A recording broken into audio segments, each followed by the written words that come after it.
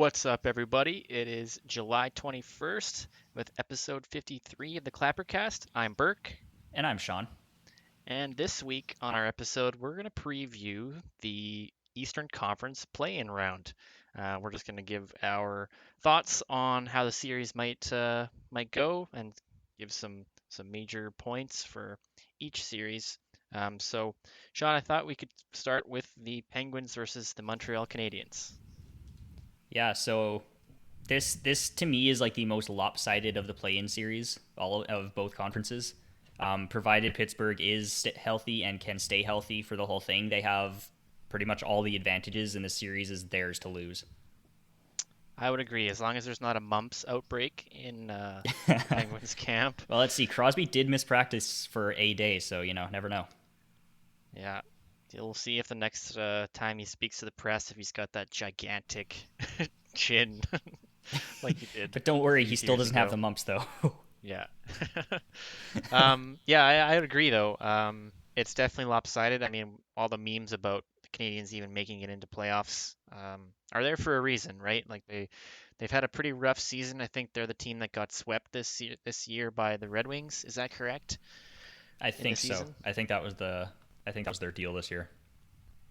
So that's pretty poor. We've seen the Canadians. Their one their one shot in the dark here is if Carey Price lights it up. We've seen the Canadians do that a few times in recent history, where their goalie just plays lights out and they beat a way better team on paper. Yeah. So I think that is really all I really have to say about Montreal in this play-in series is that they really have to be banking on Carey Price just playing lights out.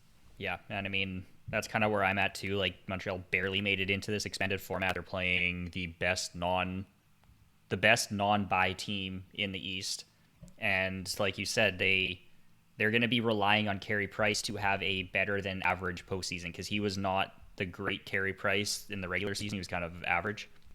And aside from him, they don't have a proven or reliable backup. It's a lot of rookies.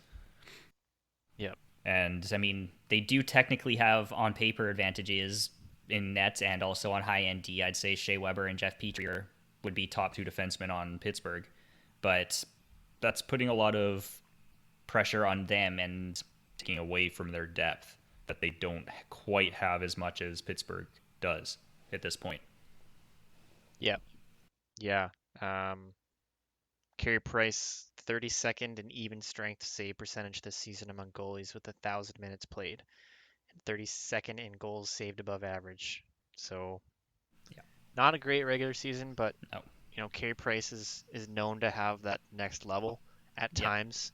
So if he can bust that out, I think they he can obviously bail them out. Um, But the Penguins are not without their own goalie issues. Matt Murray looked a little shaky this season at He was not times. great. Tristan Jerry kind of took his job for a while there. Um, you know, Jerry even ended up going to the All-Star game Yeah. instead of Murray. Well, So, at this point, um, after the way Murray, after I mean the way he closed out the season, I would say that Tristan Jarry is probably the Penguins starter going into this. yeah, I mean, I think so. I mean, who knows right now with the whole few months off, things might have changed, but uh, I think Jerry's got the better stats. Big time. I think, the Penguins have shown in the past that they're not afraid to go with the hot hand, i.e., with Murray and Fleury. So, Murray might just be on the other end of the stick here on this one, where he has to ride the pine and see if he gets his shot if Jerry gets lit up. Um, Yeah. So that could be an interesting storyline if Murray ends up having what he did to Fleury happen to him. Um, could be interesting there. Quite the timeline in net for Pittsburgh. It's kind of interesting though, just to see that constant turnstile of goalies. Yeah, and I think it says something about their player development, right? That they're in that situation. It's not like the Vancouver Canucks goalie controversy situation. It's a bit We have too better many of a good spot goalies. to Trade be them in. all.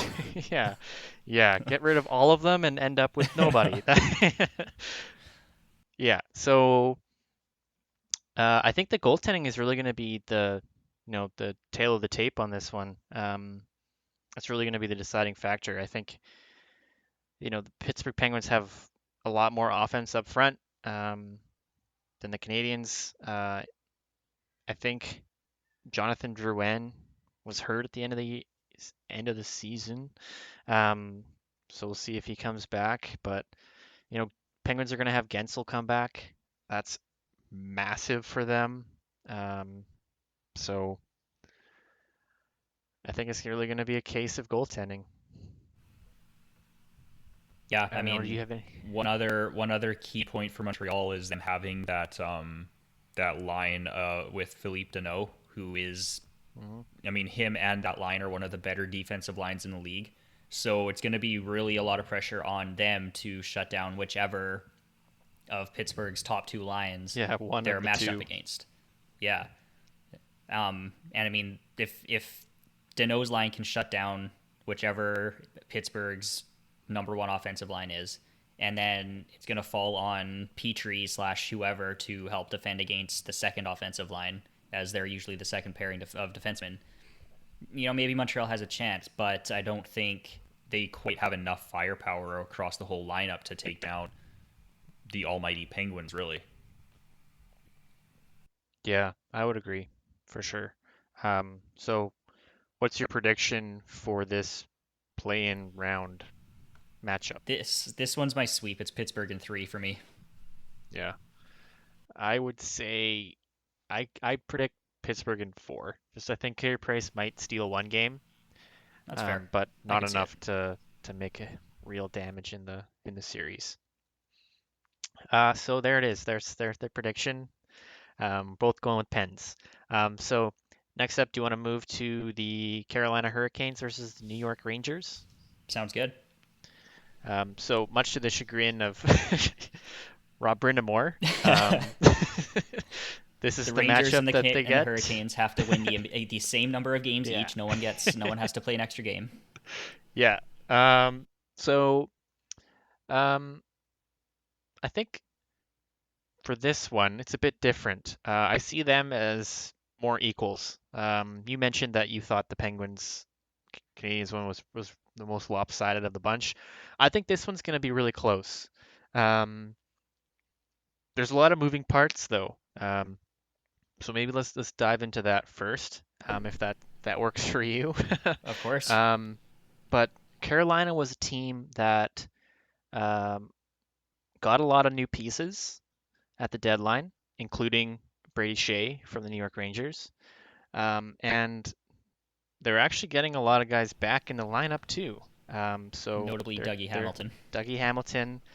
They traded and acquired Sami Vatanen from the New Jersey Devils. I So forgot about another him. kind of offensive defenseman. He actually never Carolina has played. like 9 NHL ready defensemen. Yeah, yeah. So they're gonna get Dougie Hamilton and Sami Vatanen back on the blue line. Um, that's gonna be massive for them. I think their defense is gonna be just amazing. Yeah. If they come back ready to play and at the caliber that they normally play at, it's I mean, if one possible that doesn't show up, they then won't. he sits and the next one goes in. They've got a nice revolving door for that. Yeah, yeah. So I think it could be interesting, especially with Brady Shea in the mix. Having, the former Ranger on the other team is going to be fun to watch, I think. Um, but yeah, I think it really comes down to the defense for me. Would I mean, what are your thoughts on that? So yeah, I mean, Carolina has unreal defense. They have one of the best defensive cores in the league, and that could really make a huge difference when they're up against the offensive firepower of the Rangers, having Panarin and Zibanejad um, coming down, coming down and trying to Hey, don't overwhelm them in forget that Ryan way. Strome. Come on. Oh yeah, offensive legend Ryan Strome, can't forget him. Yeah. Um, And so they're and I get think like if you compare it to like the Rangers defense, where you've got a little bit more youth, you youth, know? and all of their defensemen are also offensive, Any of their Yeah. notable defensemen are offensive defensemen. Yep. They don't have So like the Jacob Slavin type, who's like just a shutdown wizard. yeah. So I mean, who would their shutdown DB like Truba? It just falls on Truba. I mean, unless Mark Stahl is better than I give him credit for, but I don't Because think their he's the top same. six includes Truba, Stahl, Fox, um, D'Angelo D'Angelo. and Yeah. some combination looks like Ryan Lindgren, and then Brendan Smith and Lebar Hayek are regulars. Oh yeah, Brendan Smith, fourth line legend. Um, so I think so. Like even just reading those out and comparing it to Carolina's, as we've mentioned, those guys, that's night and day. That really is night and day. Um, so I think it's gonna be a different two different teams. I know this sounds really dumb, but you've got the offensive dynamism of Panarin and Zibanejad, and then you've got like such a strong defense. So Yeah, how does that match up? yeah, and I mean the Hurricanes themselves aren't offensive slouches either. They have their own little trio of offensive talents there with Yep. Aho, Teravainen, and the other one that I cannot remember. Svechnikov? Svechnikov. There we go. Hmm. And New York doesn't have the defense to really counter those guys. No, no. So I think you might see you might see a lot of goals one way. Like they might be there's a lot of talent to score, but it looks like one team has the ability to shut down on Mm-hmm. paper, whereas the other team does not. Yeah. And neither team is going to be bailed out by a particularly hot or insanely talented goalie, unless a goalie gets hot. Um, both of these teams have had issues with goaltending this year. You know, we've had Lundqvist kind of sadly passing the torch a little bit to two guys. um, Yeah. and the Hurricanes, their goaltending hasn't been a bright spot either. No, I mean Um, Razik and Reimer are average and nothing more. yeah, They've been sufficient. Is a nice way to put it. yeah, yeah. I mean, average or even below average. So I mean, it could be high scoring because you might have you know weak goaltending and being beaten by talented offense, Yeah. and then not being able to keep the gates shut on defense. Um, so this one's tough for me. Yeah. We're gonna be You we're went, gonna be seeing if the Rangers' offensive depth can overpower the defensive depth of Carolina, and we'll yeah, have to really see because I mean, there's no way like I mean it could happen, but when you've got a top pairing of Jacob Slavin and Dougie Hamilton, probably that's going to be quite the hmm matchup for Panarin and Zibanejad and whoever else plays on that line to really overpower. So they're going to be looking to guys like Buchnevich and Kreider and Jesper Foss to provide the offense that'll hopefully get them through. yeah, because I think the top end defensive talent on Carolina is going to be tasked with shutting down those top end talent on New York. So you're going to have to rely on that depth for sure. Um, you went first in the last series. I'll go first on this one. I'm going to pick Carolina in five. I think this one's going to go the distance. And I think it's going to really, really make Rob Brittamore happy. But Mm-hmm. um, that's what I'm picking. I'm picking five. I think this one's going to be Yep. super close. You know, I Uh, actually had written down the Rangers originally, but as we had this discussion and as I kind of looked deeper into the players and more at the notes and stuff, I'm actually switching to say Carolina in five as well. And I also want to throw in an important one that's switching this decision for me is that we've seen how the Hurricanes can play in the playoffs. We saw them mhm. in the 18-19 playoffs when they played that amazingly fast-paced, high-tempo game that just completely shut down the Washington Capitals.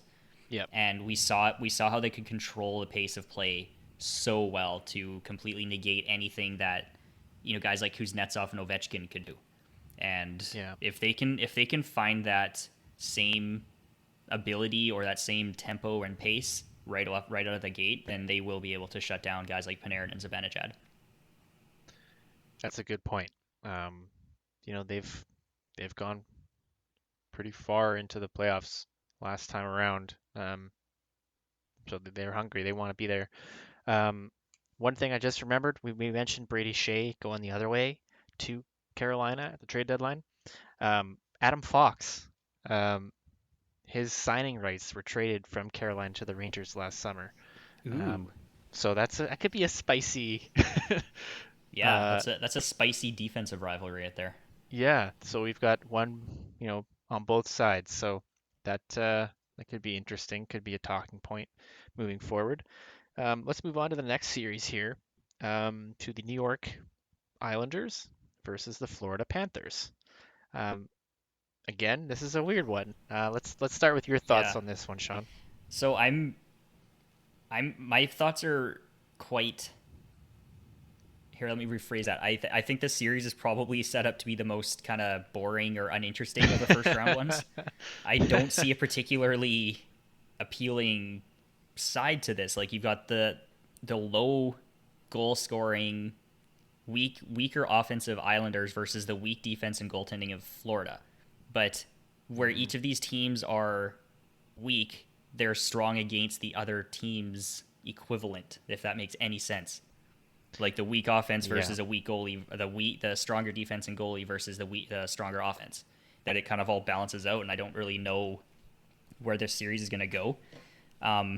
Now, that being said, I said Florida has weak defense and goalies. On paper, their goaltending isn't particularly weak. They have Sergei Bobrovsky, and they also have a backup who did insanely well through the regular season in Chris Drieger.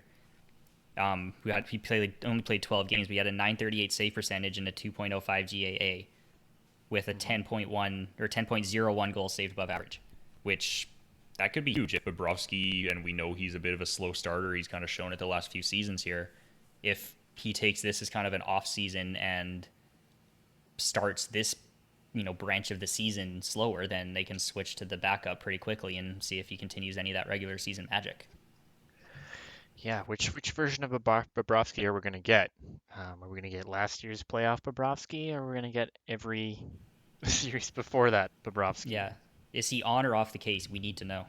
We do need to know. Um, yeah, I think you definitely nailed it. With these teams are set up for each other's weaknesses. That's Um, a good way to put it. It's a lot less it's complicated than what I said. like you've got the offense and the defense. I think it could be boring, but it could be. It could be a tight series, like a fun to watch series, just because it's such close hockey. Yeah, yeah. I don't know. I struggled with thinking about what will happen in this one because we had the Islanders swept. They swept the Penguins last year, which was surprising. But they've struggled to score this year. So does JG Pageau help? You know, um, I'm not sure. The Panthers made a little bit of moves, to get, some more moving pieces there. They've got a pretty strong offense. But does their defense good enough? I mean, some of their defensemen play forward. Yeah, I So, mean, one of their defensemen, like Keith Yandel, is a very offensive defenseman, and is it Pissick that plays forward? yeah. Yeah, so they don't even have a defense per se.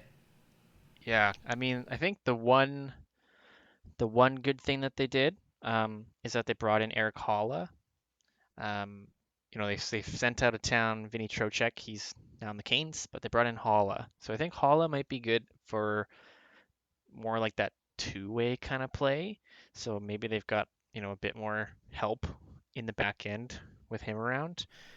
Um, Well, it helps provide a nice balance too. I mean, they've got the offensive advantage with like Barkov, Huberdeau, and Hoffman. So Paula being a more two-way player helps give them a little bit of a weapon to use against the Islanders' one offensive weapon in Barzal.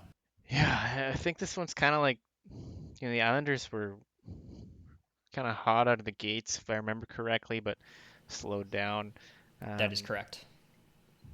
they're really not great at scoring. No. Um, But that being said, they weren't great at scoring, but they also didn't give up a lot of goals. They were just like a very low scoring mhm. team in both regards. Yeah. My prediction would be low-scoring games in this series, unless Bobrovsky just shits the bed completely and just lets in everything. Um, but it could be a lot like the first series with the Canadians and the Penguins. It's just coming down to goaltending because Yeah. the skaters are so evenly matched in the team how they approach like playing the game, where it's all offense or it's all defense. It could kind of be like you know almost counteracting each other and nullifying any advantage that either team would have. And then the goaltending will be relied upon as kind of the difference maker. Um, and it's kind of, the two Russian goaltenders. You got Varlamov, and you've got Bobrovsky, are the two starters. And I think that the Islanders are in a better place because they've got Grice as the backup, whereas Reimer, I don't know. It Well, seems like Florida's backup is Chris Driger or Drieger. uh, Drieger. Oh, yeah, Reimer's the starter in Reimer's in. Carolina. Hmm? Reimer's Okay. Carolina starter. I thought Mrazek was. Okay, maybe they might be like one of those 1A, 1B. I don't Reimer's know. in Carolina. That's Either all way, I know. that's how much I know about them. They're super forgettable. They're the backup for Florida. When you spend 10 plus million dollars on a goalie, I guess Yeah, but that's what it should be. You should know no, who the that's backup is. kind of what I But mentioned before because their backup did actually really, really well when he played in the regular season, if he stays mm, anyways. Because yeah, he had like the 10.01 goal saved above average that puts him kind of in the top percentage of goalies, like a 938 save percentage compared to Bobrovsky's 900. So that could actually be a turning point if Bobrovsky fails, if Drieger come back in and do that.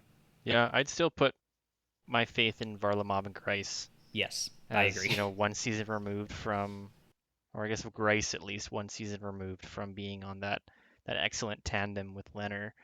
Um, I don't know. It's a tough one. What's your prediction for this series?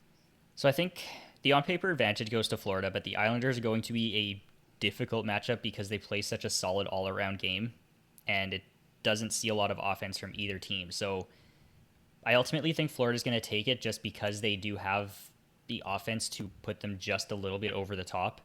But that's going to be a very tough fight, and I think it's going to go all 5 games. Yep.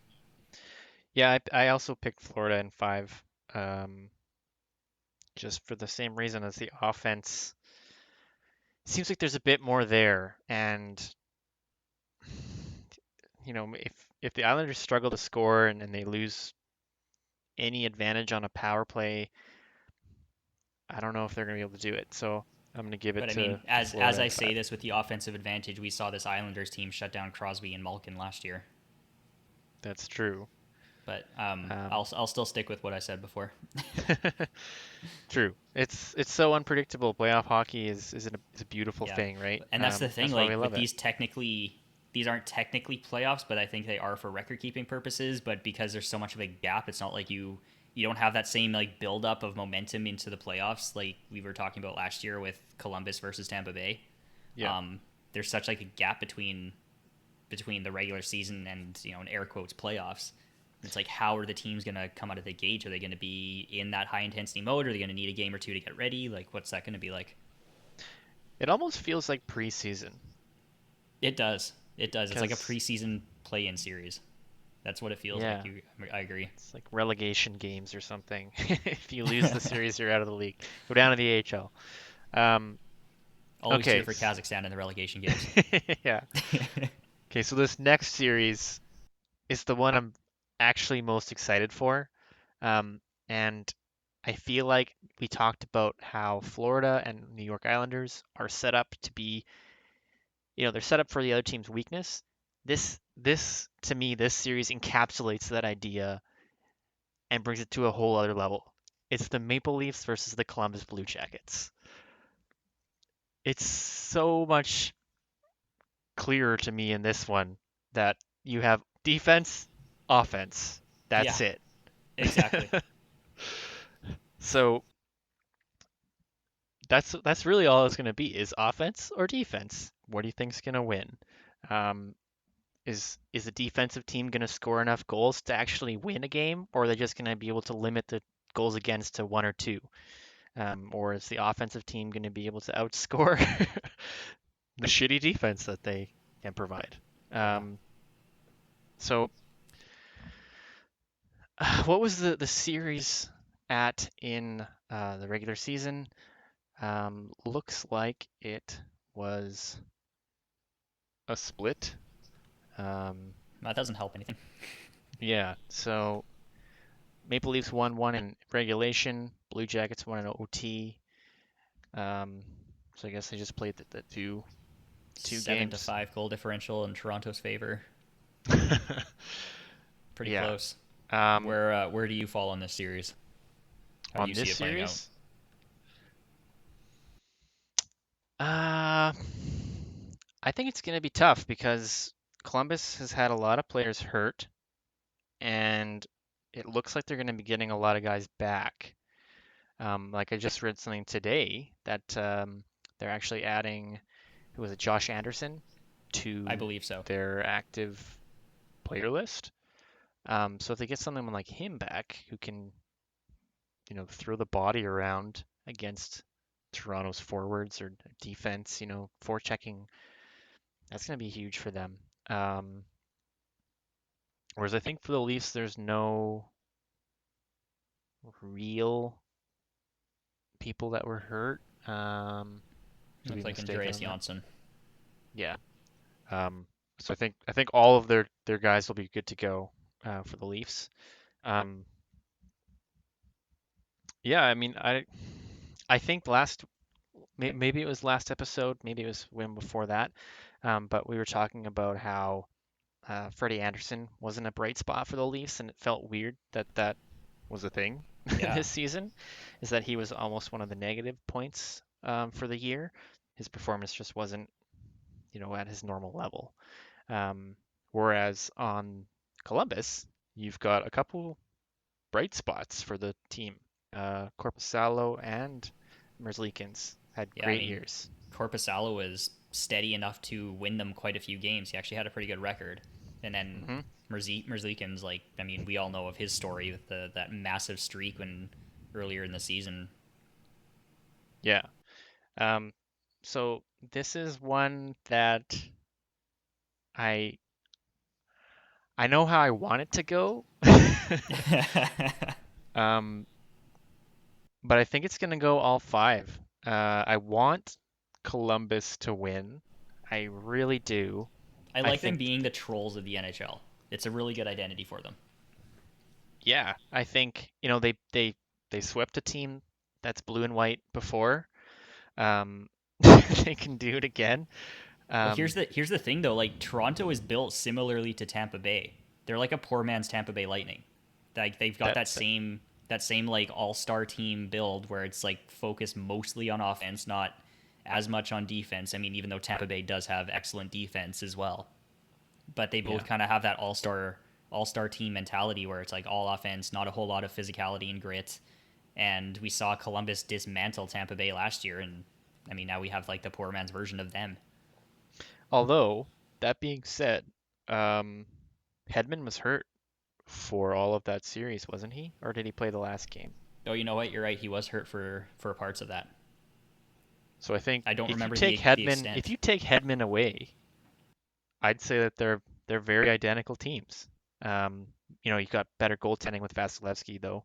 Um, but removing Hedman, that could be the Leafs. The Leafs don't have that guy, like that huge high-end defensive talent. Um, Leafs fans might argue Morgan Riley or whatever, but I don't think Riley's he's. more offensive than Hedman. Yeah, he's. Riley is more offensive and less defensive. I think I'd say 9 out of Hedman's more 10 all around dentists everything. choose Victor Hedman in that situation. But yeah, I mean that's a really good point, Sean. That the Leafs are built similar to Toronto, so I mean they could just use the same game plan. But the Blue Jackets don't have Panarin. Um, Yes, so. they are missing that offense that they had last year with Panarin and Duchesne and Dzingel. Mhm. Even though the Dzingel didn't do as much. But I don't that think. didn't really hold them back this season, right? No, no, they They still managed about the same. they scored by committee. You had Oliver Bjorkstrand step up. Um, I mean, you had 20 goal you had scorer Cam Zach Werenski. Atkinson. You had Cam Atkinson out of the lineup too for most of the year. He scored Yeah, 41 last year, so they still won games. If I think if Columbus can keep it down to a low scoring game, they've got it. If yeah. they can frustrate And Tavares, Matthews, Marner. well, did I you mean, I see saw too? today that they're on a line. Yeah, They're I was just practicing gonna on a say, line. do you So see that line? that makes it super easy for Yeah, like Columbus. Like throw just Jones shut and down the one Werenski out. line Yeah, and we're good. Yeah. all they need So is Jones and Werenski, and then that line's taken care of. yeah, so I mean if the Leafs go into the series with that super line and they can just shut them down, fine. I'd pick Columbus. I'm gonna do it, Sean. I'm gonna pick Columbus. I'm gonna pick Ooh, Columbus you got the hot in. take here. It's a Leaf series, so it's got to go to a game seven or the equivalent of a game seven. So I'm gonna say game five, Columbus. I want to see it. I want to see it happen. I wish it could be three, but I don't think it's gonna be. No, And no. I really want Columbus to put themselves on the map, and just show that last year Put some fear in the boots. wasn't a fluke. It was like Yeah. we're a good team, and um, I think I was watching a hockey guy video, um, great great YouTuber, where he was saying that nobody really hates Columbus. I mean, Tampa Bay fans, I don't think they can even say that they hate Columbus, um, because of just how incredible that was. They must be upset and not like them, but I don't think there's really a hate. But the hate comes into fandom when your team starts losing to that team, you know? Like Yeah, when they that's how the start beating rivalries the start. teams that you're cheering for. And if Columbus can keep doing that, then they're going to build that hate up, and that's how you know that you've arrived as a franchise. When other teams, other fandoms can actually say, I hate you because you beat our team in playoffs, and like you're a Yeah, pain in the ass to play against, and Tortorella plays that style of hockey. So I would love for Columbus to finally arrive and to be, one of the destinations that players don't say, I don't want to play there, like and what a better Panarin or way to make a Duchesne or whatever. statement. Yeah, and I mean, what a better way to make a statement than to get that type of rivalry started with one of the biggest franchises in the league. Yeah, I mean they beat Tampa, and Tampa was had that historic season, but beating Toronto, like you're gonna get so many people with eyes on Toronto's the center of the universe, right? So Exactly. so beating Toronto would be great for that franchise, and I really want to see it happen. I like Toronto, but I think it'd be better for hockey if they lost. So that's my prediction and what I'm fingers crossing for. What about you? Yeah, so I also have those thoughts through my head where it's like, okay, I mean, we've just seen what Columbus did last year. I mean, they have quite a few pieces gone from that roster, but the core and kind of that mentality and the system is still in place. But I think ultimately with the break and the quick jump into this high intensity play, that there might be a bit of a slow start for the defense and goalies, and that's where Columbus excels, and that's where they have to excel. And I don't know if they have like I know Toronto has the offense to actually capitalize on that type of slow start where the defensive physicality and the goalies might be a little bit take a game or two to get into things. I ultimately say Toronto takes this one in four. And I also want to point out that Columbus is not Boston, therefore they cannot beat Toronto in the last game of the series. Yeah, that's fair.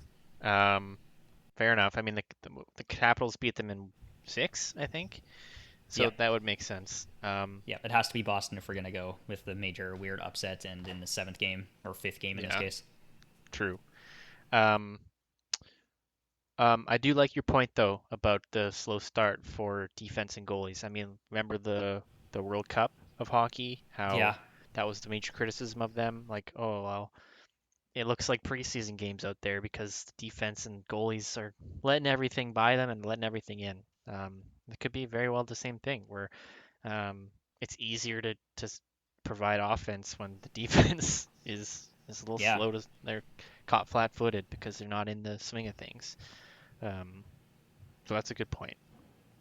I'm just projecting positive vibes. Columbus, take my energy. I want this to happen. do it. You have to go into your backyard now, set up a Blue Jackets logo, and do some satanic ritual to get them your energy and power. Yeah, I'll set up a shrine to torts in my apartment. It'll just be a giant bruise from a shot block. Yeah, yeah. I'll do what I have to for that to happen. I'll do Um, whatever it takes. whatever it takes. If I need to fire off a cannon, I'll do that. Um, all right, so that's all the series, I guess. Did you have which one of those are you most excited for? I'm most excited for the Pittsburgh Montreal one because I really like. I'm kind of like a borderline Habs fan, and I kind of want to see them pull off another miracle run like they had that one year with it was like Carey Price and Yaroslav Halak kind of went on Yeah, fire for a Euro bit. Halak against Yeah, the Caps. I want to see that happen again. But I think in terms of sheer hockey, that Rangers Hurricane series is going to be an absolute blessing to watch. It's just going to be so fun and such intense hockey that I really want to catch that one. How Yeah, are you feeling? I think that one is going to be the best hockey as well. I mean, we mentioned it when we went over it. I think that one's going to be the closest in terms of like scores um, and going the distance. But I am looking forward to watching the Toronto versus Columbus series the most. In all seriousness, if Toronto can finally win a playoff round, even though it's the line's a little blurred on if this is playoffs or not. If they can actually make it past this round, um, it'd be great for them. And plus, I want to see them play against Boston, so You know that's what? got to happen somehow. If they win this round, we'll consider it a playoff round. Don't take this away from them. Let them have something. Yeah, um, but I would love to see them win this round and then have to play Boston next. I don't know if that's how it works, but it would be awesome. Yeah, we'll find out. We'll have to actually like take a look into the like second round or like how the reseeding's going to happen. But that could be an interesting one if they pull through this one and then end up in the first round against Boston yet again. Yeah. So, if Toronto can win this series, I think that's great. Um, Toronto fans, they're super hungry. Um, dare I say, they kind of deserve a playoff win right now, just because of how long it's been and how much they love hockey and how much discussion is around the Leafs. It would be great if they won, um, but I would love to see Columbus win too. So I think that one's going to be. I'll be happy with any result in that series. So I'm really excited to watch it. Um, so those two are what I'm looking forward to the most. The Penguins versus Canadians. I'd really hate the Penguins, so I don't know how much of that I'll watch, unless for some reason the Canadians are just dominating. Then I'll probably tune in. Um, but Florida versus the Islanders, I probably won't watch too much of that one, or at least I probably won't prioritize like making time in my day. I think that wraps things up here for this week on Clappercast. So make sure you rate, review, and subscribe to our podcast wherever you get to your podcasts. To keep up to date with the latest content, you can follow us on Instagram at Clappercast Media or on Facebook at Clappercast. And you can let us know how far off our Eastern Conference qualifier previews are. Thank you all for tuning in, and we'll be back next time with our Western Conference qualifying round previews.